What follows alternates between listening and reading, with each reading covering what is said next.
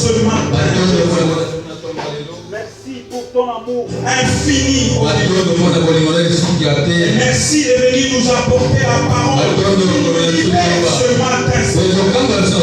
Merci de venir donner, Seigneur, de l'espérance à ce cœur. Et merci d'ouvrir les yeux de ceux qui sont aveugles.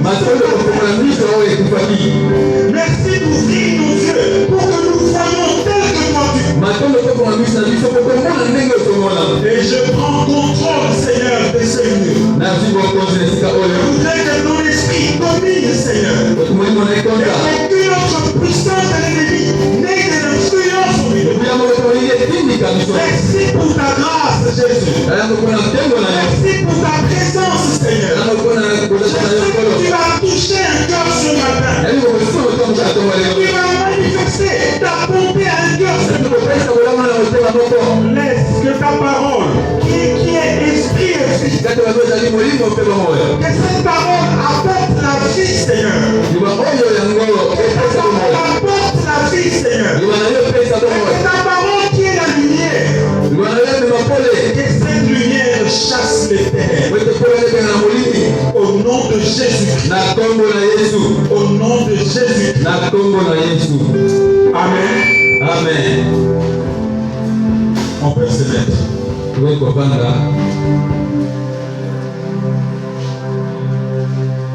Bonjour à tous. Bonjour. On n'est pas dans la joie. La Bible nous dit, je suis dans la joie. Il dit, allons dans la joie. Est-ce que nous sommes dans la joie? Est-ce que nous pouvons donner une bonne acclamation dans notre joie? Notre joie ne dépend pas du fait que nous avons un temps pour finir en bas. Notre joie ne dépend pas du fait que nous nous sommes mariés. Notre joie ne dépend pas du fait que nous avons mangé. Notre joie dépend du fait que c'est pourquoi nous sommes dans la joie. Lorsque nous et que le Seigneur soit béni pour ta présence. Que le Seigneur soit béni pour ta présence. Amen. Amen. Le pasteur n'est pas avec nous. Il a été invité chez le pasteur Sissi. Comme il ne pouvait pas décliner cette invitation, c'est vendredi soir qu'il m'a appelé pour me dire si je pouvais apporter la parole. Et comme moi-même, je ne peux pas non plus refuser d'apporter la parole de Dieu. Parce que c'est à cela que nous sommes appelés. Ça n'a pas été facile pour moi. J'étais très très occupé. Donc j'ai dû passer pratiquement une nuit blanche pour que le Seigneur me dise ce que j'ai à vous transmettre. Amen. Amen. Et je voudrais vraiment que chacun soit attentif à ce que nous allons partager ce matin. C'est vrai que nous sommes dans notre thème. Mon Rédempteur est vivant et il célébrera l'éternité. Nous n'allons pas nous écarter de ces contextes-là. Mais ce matin, je prends un sous-thème que j'ai intitulé Oint pour libérer.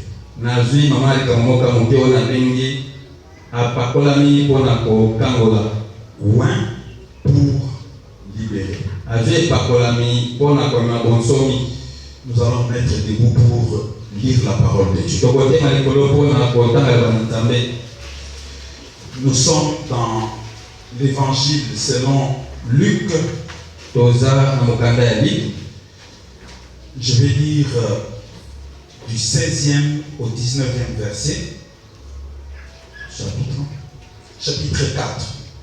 Chapitre 4, 16 à 19. Chapitre 4, Luc 4, 16 à 19. C'est vrai que nous allons l'appuyer avec plusieurs autres passages. Mais c'est notre texte de base.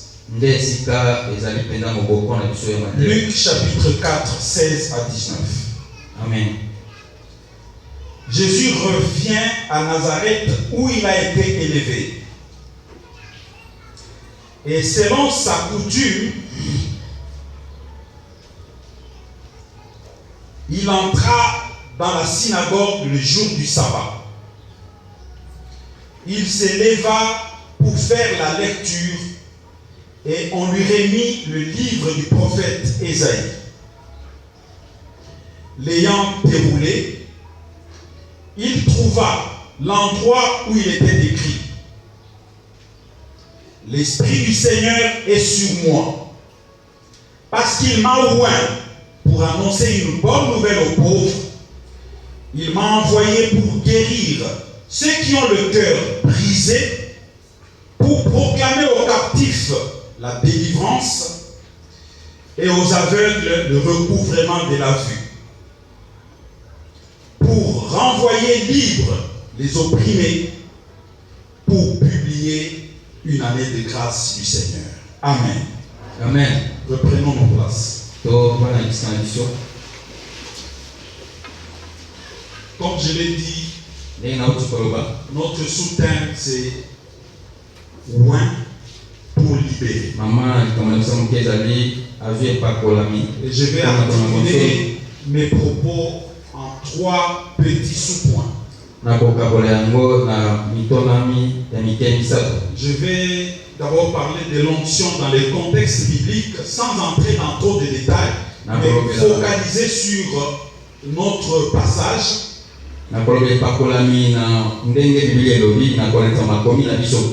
Et deuxièmement, je vais aborder les manifestations de la présence des esprits méchants dans la vie de l'homme.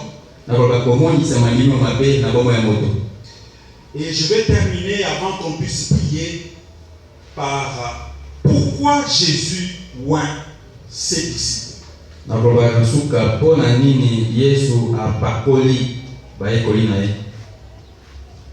L'onction dans le contexte biblique, les manifestations de la présence des esprits méchants dans la vie d'un homme, et pourquoi Jésus oint ses disciples. Amen. D'abord, l'onction dans le contexte biblique, je voudrais simplement dire ceci. L'onction est un simple moyen que Dieu utilise sur ses disciples ou sur les enfants de Dieu pour manifester sa gloire. Je voudrais qu'on y aille très simplement comme ça. Parce que si on rentre dans l'Ancienne Alliance, dans l'Ancien Testament, on va voir comment l'onction, on procédait à l'onction. Toutes ces choses-là, au fait, c'est réduit en ce que Dieu donne l'onction pour que sa gloire, sa puissance puisse se manifester au milieu de ces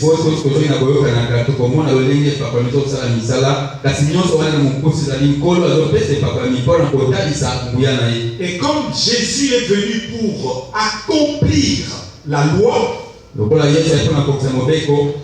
son ministère commence essentiellement par ces aspects de l'onction. Parce qu'il est centré, donc orienté sur la démonstration de la puissance de Dieu.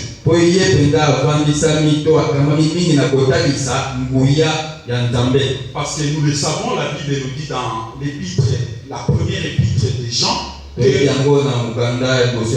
le Fils de Dieu est apparu justement pour détruire les œuvres. Amen. Amen. Le Fils de Dieu est apparu afin de détruire les œuvres des ténèbres. C'est pourquoi lorsque le Seigneur commence à choisir ses disciples, Vous pouvez les lire à la maison dans l'évangile selon Marc au chapitre 6. Vous verrez comment Jésus choisit ses disciples. Le verset 7 de ces chapitres nous dit ceci. Il appelle les 12 apôtres. Et il se met à les envoyer 2 à 2. Il leur donne pouvoir sur les esprits mauvais. Alléluia. Amen. Il appelle ses disciples. Après les avoir enseignés, il les envoie 2 à 2. Et il leur donne le pouvoir sur les esprits mauvais. Ça veut dire que la délivrance est le point central du ministère de Jésus. C'est pourquoi dans le passage que nous avons lu de Luc chapitre 4, au fait qu'il y ait un extrait du prophète Esaïe, lorsqu'on remet au Seigneur ce rouleau-là, il le déroule, il arrive à ces passages et il lit ce que nous venions de lire. La Bible nous dit qu'il a fermé, il a roulé le rouleau. Il a remis au serviteur et il dit: ces paroles se sont accomplies aujourd'hui. Alléluia. Amen.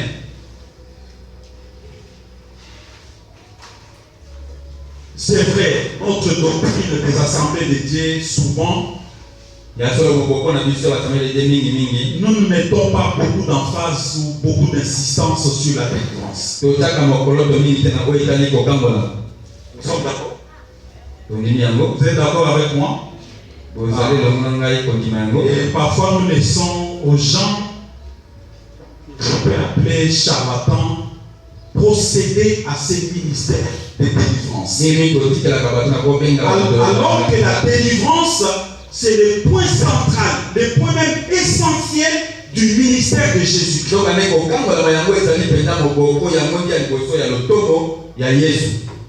Et c'est pourquoi parfois nous assistons à des communautés de chrétiens faibles, des chrétiens, des enfants de Dieu, mais qui continuent à vivre enchaînés, qui continuent à vivre, comment je peux dire, emprisonnés, brisés, opprimés. Bref, les enfants de Dieu mènent une vie que je peux appeler malheureuse. Alors que le Seigneur nous dit dans sa parole, je suis venu, ça c'est Jean, l'évangile selon Jean. Je suis venu, il commence par ceci: le voleur ne vient que pour voler, détruire et dérober. Mais moi je suis venu afin que les brebis aient la vie en abondance. Alléluia. Amen.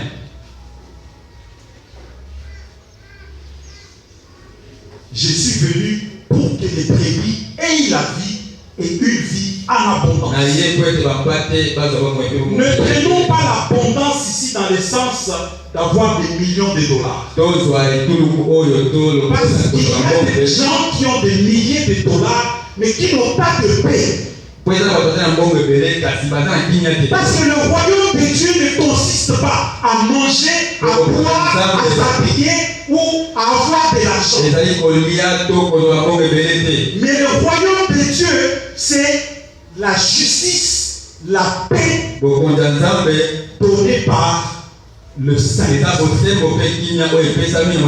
C'est de cette abondance que le Seigneur voulait parler lorsqu'il dit que je suis venu pour que mes brebis aient la vie et la vie en abondance. L'abondance ici a donc le sens de la satisfaction. L'abondance a également le sens de la plénitude. Je peux avoir pas beaucoup d'argent, mais je suis satisfait. Je peux ne pas me marier, mais je suis satisfait. Je peux ne pas avoir obtenu des grands diplômes, mais je suis satisfait. C'est ça l'abondance ou la plénitude à laquelle le Seigneur nous appelle. Nous pouvons aussi voir que lorsque le Seigneur devait s'en aller, il remet aux disciples tout pouvoir. On peut le voir dans tous les évangiles. Matthieu en parle, Marc en parle également.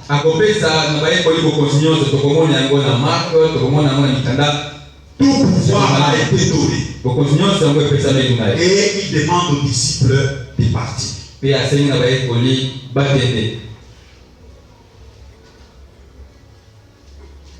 Et en prenant par exemple l'évangile de Marc, Marc nous dit ceci au 16e chapitre. Voici les signes qui accompagneront ceux qui auront cru. En mon nom, ils pourront chasser des démons, parler de nouvelles langues, attraper des serpents, et s'ils boivent un breuvage mortel, celui-ci ne leur fera aucun mal. Ils poseront les mains sur les malades et ceux-ci seront guéris. Le pouvoir de chasser les démons ou de chasser les mauvais esprits. Le pouvoir de guérir les malades. Et si par mégarde tu prends un breuvage mortel, à cause de la présence du Saint-Esprit qui est en toi, le Saint-Esprit va préserver ta vie. Alléluia. Amen. Et plusieurs personnes ont déjà expérimenté cela. Empoisonné. Et le médecin se demande comment tu as pu survivre. Ça, c'est l'œuvre que le Saint-Esprit accomplit dans la vie des enfants. Ce n'est pas que je vais aller prendre le poison, je bois pour que le Saint. Non, non. Par ignorance, si je prends un breuvage mortel, parce que le Seigneur a besoin de ma vie, il va préserver ma vie de la mort. Alléluia. Amen.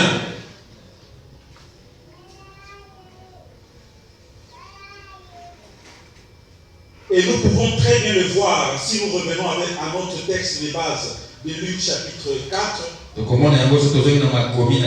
Jésus a été loin pour, je peux dire, 5 choses. Luc 4. C'est que nous avons lu. Jésus a été loin pour 4 choses. Premièrement, pour apporter la bonne nouvelle. La bonne nouvelle. Et parce qu'il nous a légué ce pouvoir, nous sommes appelés également à apporter des bonnes nouvelles. La bonne nouvelle du salut, évidemment. Mais très souvent, tu n'es pas porteur de bonnes nouvelles. Tu es plutôt un fomenteur de faux bruits. Très souvent, nous sommes des gens, au lieu d'apporter la bonne nouvelle, nous sommes là à critiquer. critiquer. Quand nous sommes loin, nous devons apporter la bonne nouvelle.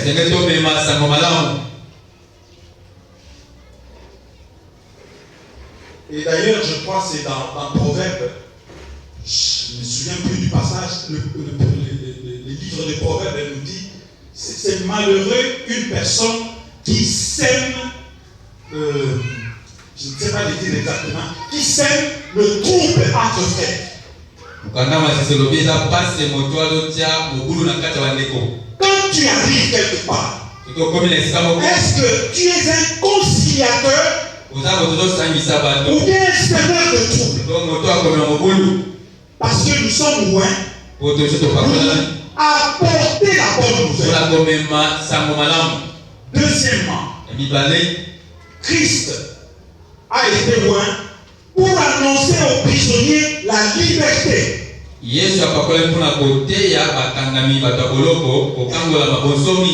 plusieurs personnes ont des comportements inappropriés. Et des comportements inappropriés, ces personnes ont besoin de la liberté ou de la délivrance. Lorsque tu arrives dans ta maison, ou tu arrives dans ta famille, ou tu es membre d'un département,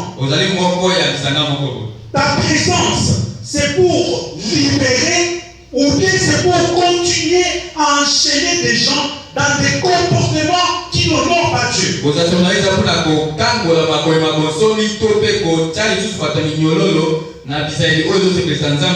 Alléluia. Amen. Jésus a été également loin pour donner la vue aux aveugles.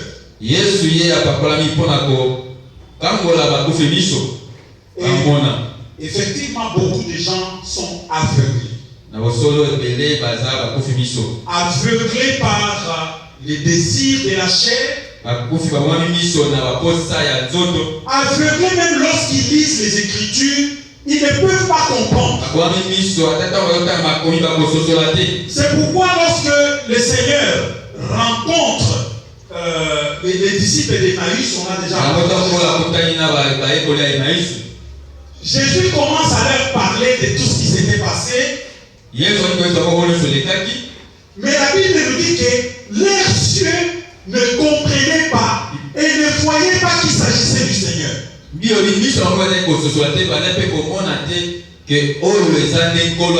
Pourquoi? Parce qu'ils étaient aveuglés. Et la Bible continue en nous disant que le Seigneur leur ouvrit les yeux afin qu'ils comprennent les Écritures.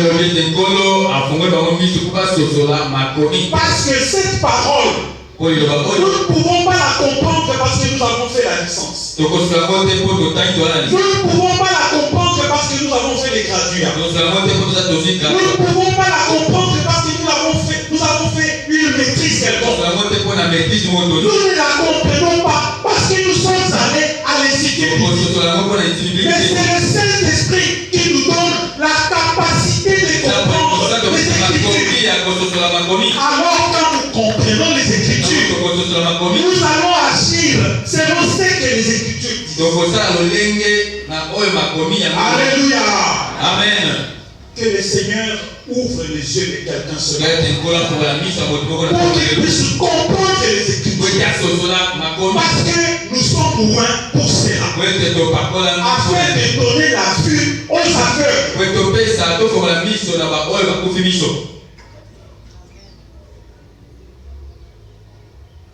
Parce que, en fait, la parole de Dieu est la puissance du Saint-Esprit pour libérer les captifs.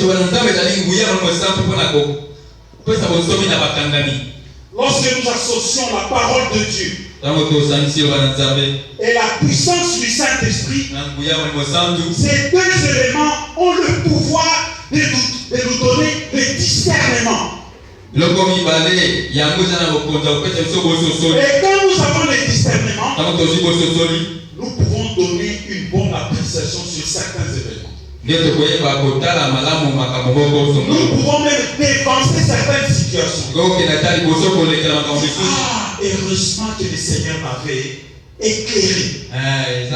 Sinon, j'aurais pu tomber dans le piège de l'ennemi. Et ça, c'est le travail que le Seigneur fait lorsque nous sommes loin. Le Seigneur est également loin pour libérer les opprimés. Et plusieurs personnes ont des cœurs brisés. Il y a des femmes qui ont été brisées dans leur cœur. Il y a des papas qui ont été brisés dans leur cœur. Il y a des enfants, des jeunes qui ont été brisés dans leur cœur. Et toutes ces personnes brisées, frustrées dans leur cœur, ont besoin d'écouter une parole qui va leur redonner de la force. Et nous sommes loin justement pour apporter la liberté aux opprimés. Alléluia. Le Seigneur a été loin pour annoncer une année de grâce.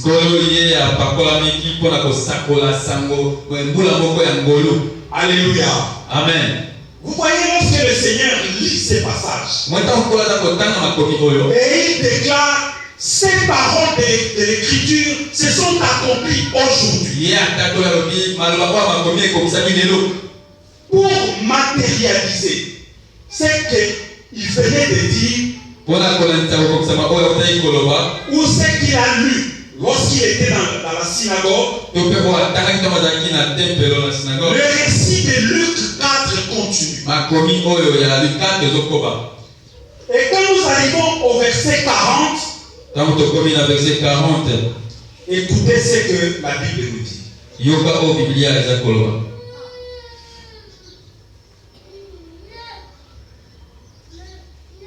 Au coucher du soleil, tous ceux qui ont des malades de toutes sortes les conduisent à Jésus. Il pose la main sur la tête de chacun et il les guérit. Amen. Amen. Alléluia. Amen. Je peux même aller au verset 41. Des esprits mauvais sortent de beaucoup de malades en criant: tu es le Fils de Dieu. Mais Jésus les menace et ne les laisse pas parler, parce qu'ils savent que Jésus est le Messie. Amen. Alléluia. Amen. Pour lier l'accomplissement de la parole qu'il a lue dans la synagogue, le soir, avant même d'arriver au verset 40, c'était d'abord dans la maison de Pierre. Il va dans la maison de Pierre, il trouve que la belle-mère de Pierre était malade. Et la Bible nous dit qu'il se pencha sur elle. Et aussitôt après qu'il ait prié pour elle, la Bible nous dit quoi? La fièvre la quitta. Et c'est après qu'il est allé, ce soir-là, on lui amène beaucoup de malades de toutes sortes. Et c'est le verset 40 et 41 que nous avons lu. Il pose les mains sur ces malades et tous sont guéris. Mais l'élément qui m'intéresse au verset 41, c'est celui-ci. Des esprits mauvais sortent de beaucoup de malades en criant.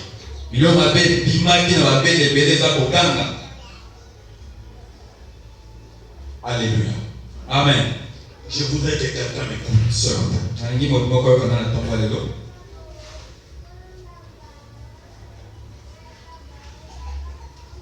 Ce qui montre que le Seigneur accorde une importance capitale à la délivrance et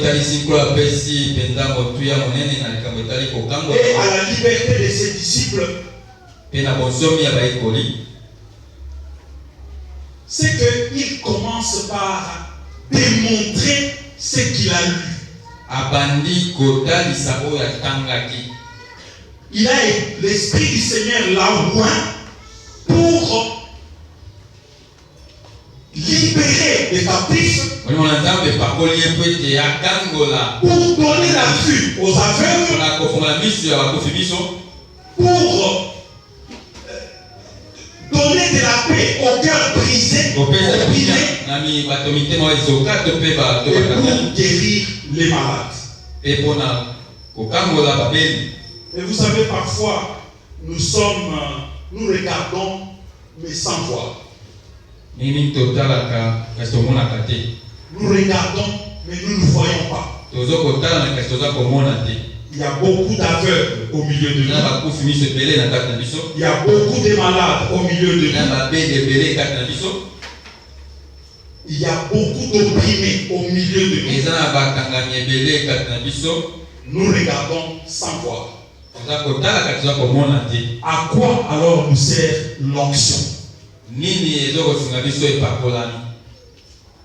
C'est pourquoi je voudrais juste épingler quelques éléments qui peuvent nous aider à comprendre l'action des esprits méchants dans la vie des hommes. Comme ça, quand nous allons regarder, que nous regardions avec les yeux du Seigneur, que nous regardions et que nous voyions, que nous regardions et que nous constations. Et ça, ce n'est pas pour faire de nous, parce qu'il y a des gens qui, comment je peux dire, il y a des gens qui se servent mal de l'onction. Je le dirai bien à la fin. L'onction devient une source de gain. Mais l'onction n'est pas une source de gain. Quand nous sommes loin, c'est pour apporter la bonne nouvelle.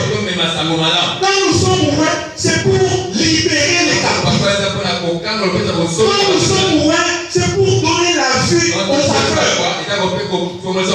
Quand nous sommes loin, c'est pour apaiser le cœur brisé. Quand nous sommes loin, c'est pour proclamer une année de grâce. Alléluia. Amen. Et je voudrais ce matin que chacun de nous tire l'attention à la manière que nous regardons. Et je passe à mon deuxième point pour que nous puissions voir ensemble les manifestations de la présence des esprits méchants dans la vie des hommes. Et ça va nous permettre, en tant qu'enfants de Dieu, quand tu es loin, que tu saches à quoi doit servir l'onction que le Seigneur a mise.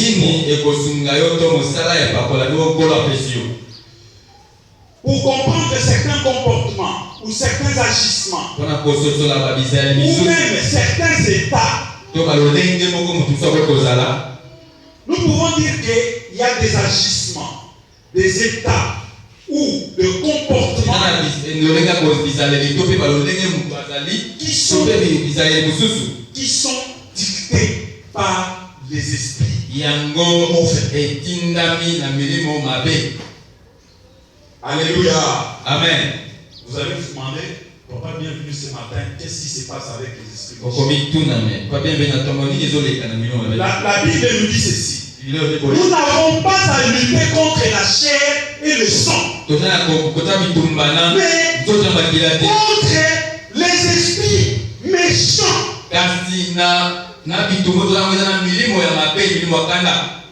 Contre les esprits méchants qui sont dans le monde des ténèbres. Sommes-nous des combattants? Qui est combattant ici? Non, je ne parle pas des combattants comme combattants des milliers de Alors, il va combattre. Je parle de combattants spirituels. Il va combattre. Il y a Molimo. Je ne me suis pas bien exprimé. Qui est combattant ici? Nous sommes combattants du Seigneur. Et nous devons comprendre que notre combat n'est pas charnel. Il est spirituel. Nous luttons contre les esprits méchants. Et nous devons comprendre comment les esprits méchants agissent.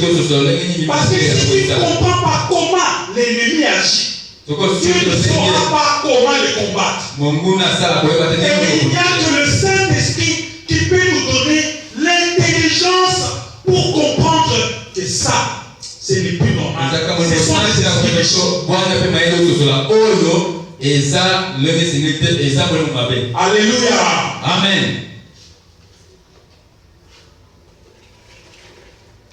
De prime abord, je voudrais dire ceci. Que les esprits méchants ne poursuivent qu'un seul objectif. Détruire la vie de l'homme. Conduire l'homme à sa perte. Maintenir l'homme dans l'ignorance. Et le verset de Jean 10 que j'ai évoqué, nous le dit ici. Le voleur ne vient que pour voler, et détruire. C'est ça l'objectif des esprits méchants. Et je vais prendre un tout petit texte pour illustrer ou essayer de tirer les caractéristiques des esprits méchants.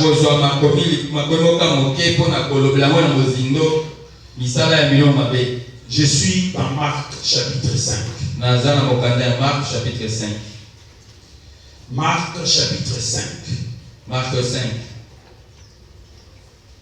Je vais lire du 1er au 6e verset. Du 1er au 6e verset. Marc 5, 1 à 6. Jésus et ses disciples arrivent de l'autre côté du lac dans les pays des Géréséniens. Dans d'autres versions, moi je suis dans la version parole de vie, mais dans d'autres versions, comme Louis Séron parle des Gadaréniens. Amen. Dans les pays des Gadaréniens, Jésus descend de la barque. Aussitôt, un homme sort du cimetière et vient à sa rencontre. Cet homme a un esprit mauvais en lui. Il habite parmi les tombes. Personne ne peut plus le tenir attaché, même avec une chaîne. En effet, on a souvent attaché ses mains et ses pieds avec des chaînes, mais il les a toutes cassées et personne n'a la force de le faire tenir tranquille. Tout le temps, le jour et la nuit, il vit parmi les tombes et sur les collines. Il pousse des cris et se blesse avec des pierres. Quand il voit Jésus de loin, il court et se met à genoux devant lui. Il crie d'une voix forte: Jésus, Fils de Dieu, du Dieu très haut, qu'est-ce que tu me veux? Je t'en prie, au nom de Dieu, ne me fais pas du mal. Amen. Alléluia. Amen. C'est ce récit qui va nous aider à décortiquer les caractéristiques ou quelques caractéristiques. Ce n'est pas tout. Quelques caractéristiques des esprits méchants. En voici. La première caractéristique de quelqu'un qui est sous le contrôle des esprits méchants, c'est l'instabilité. L'instabilité. Et le verset 5 nous le dit très bien. Cet homme qui est sorti de tombeaux, tantôt dans les cimetières, tantôt dans les montagnes, et donc il passait son temps, nuit. La Bible insiste même, plus loin je crois au verset 4, jour et nuit, il passait son temps à crier l'instabilité.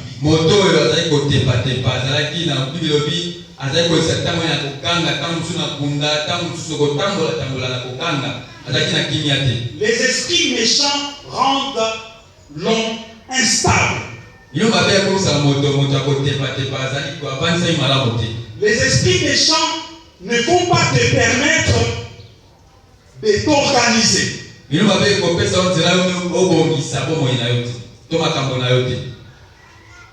Les esprits méchants peuvent te contrôler de sorte que tu es incapable de prendre une décision importante.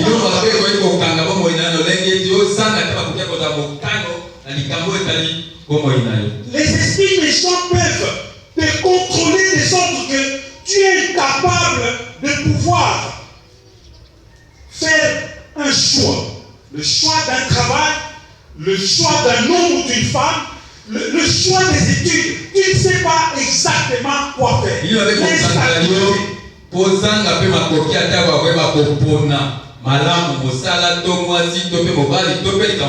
Et cela peut te faire manquer des opportunités. Parce qu'on ne sait pas te localiser. On ne sait pas exactement qu'est-ce que tu veux. L'instabilité. Observe bien ta vie. C'est vrai qu'il n'y a pas un âge où on doit se marier. Mais combien de fiancés as-tu déjà changé?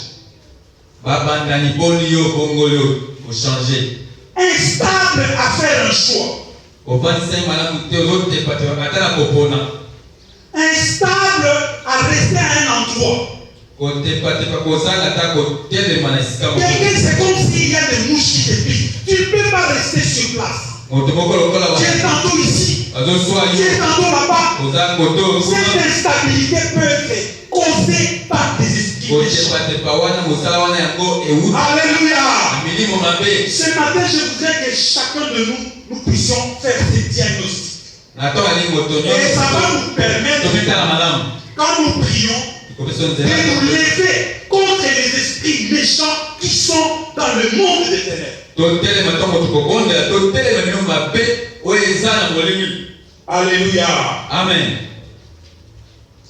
L'instabilité peut faire que quelqu'un n'a plus la notion du temps. Comme c'est fou des Gadara. La nuit, comme le jour, c'était la même chose. Et il y a des gens qui sont sans programme. Alors qu'ils venaient à l'église, ils rencontrent un ami, ils disent non, est-ce qu'on ne peut pas aller voir? Ils changent de direction. Quelqu'un d'imbécile, quelqu'un qui n'a pas un programme, il est sous le contrôle des esprits méchants. Alléluia. Amen. Deuxième caractéristique, l'agitation.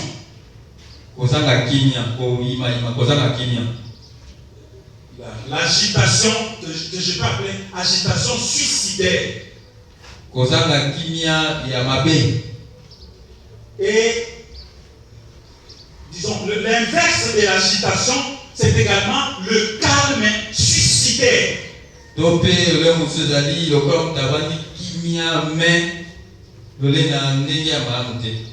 Et on peut bien voir au verset 4 comment ces fous de Gadara étaient agités.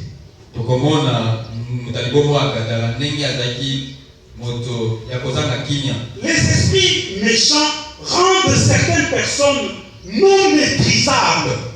Des gens insaisissables. Des gens qu'on ne peut pas cadrer. Quelqu'un qu'on ne peut pas maîtriser. Et vous savez, il y a une certaine période de la vie Et effectivement, beaucoup de gens sont agités.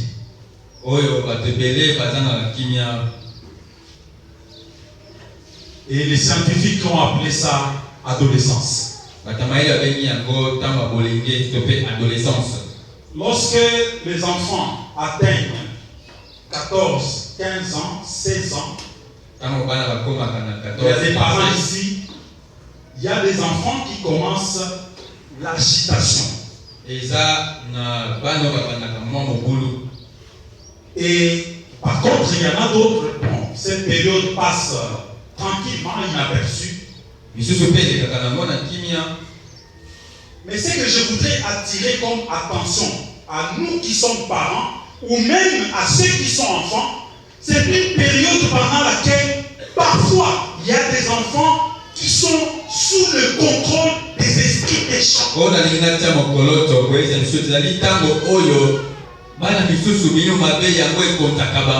Parce que cette agitation peut conduire l'enfant à poser des actes qui vont faire qu'il regrette sa vie plus tard.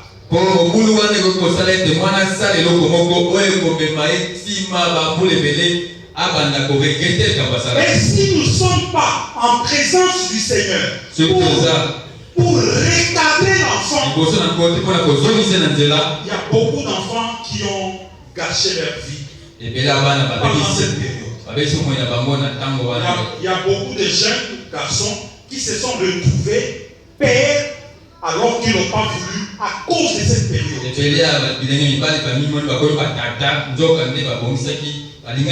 Il y a également beaucoup de jeunes sœurs pendant cette période qui se sont retrouvés, mais alors que ça pouvait être autrement. Et ce fait-là devient un poids, pratiquement, un peu comme une opprobre pour le reste de la vie.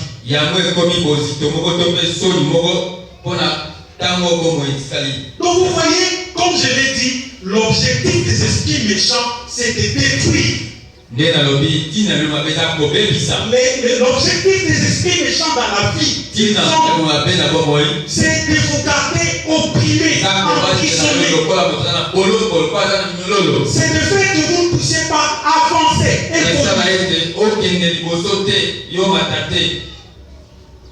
L'agitation peut également se traduire par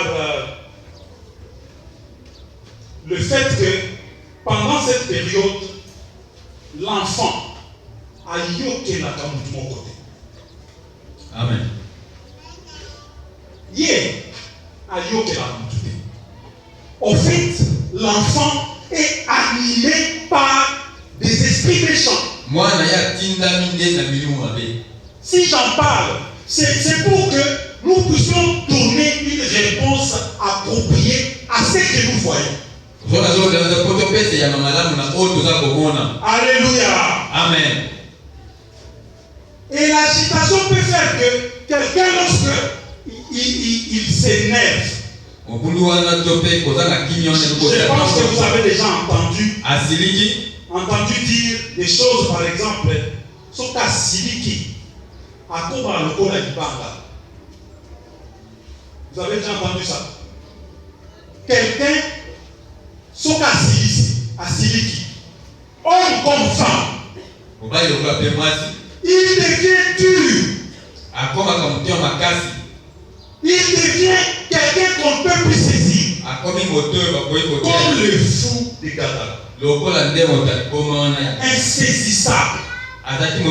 C'est des éléments qui montrent qu'au fait, cette dureté, cette colère-là, c'est une colère diabolique.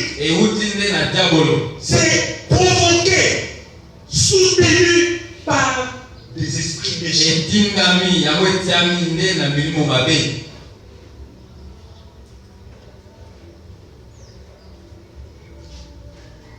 Ça, c'est l'aspect agitation. Il y a également l'aspect du calme, un calme suicidaire. Ils appellent le légume sous sa moto. Il y a des gens,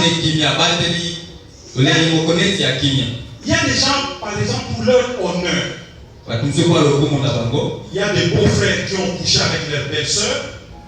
Il y a des belles-sœurs qui ont couché avec leurs beaux-frères.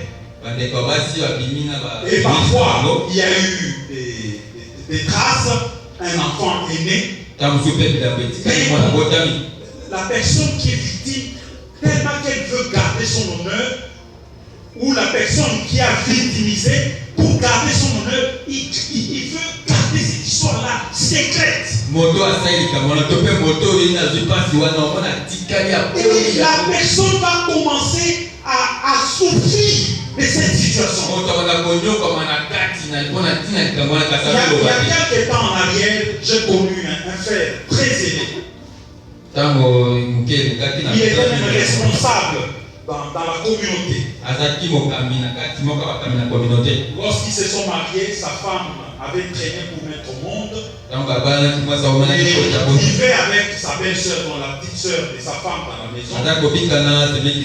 Et finalement, il a engrossé sa belle-sœur. Mais il voulait garder cette histoire-là secrète. Et Dieu les a fait grâce, je crois, 4-5 ans après que la petite sœur a été mise au monde. Sa femme maintenant avait conçu et a accouché. Et la différence entre leur première fille avec le garçon que la belle-sœur avait, la différence était environ de 7 ans, je crois. Mais vous savez, le petit garçon-là vivait dans la maison de son père comme un domestique.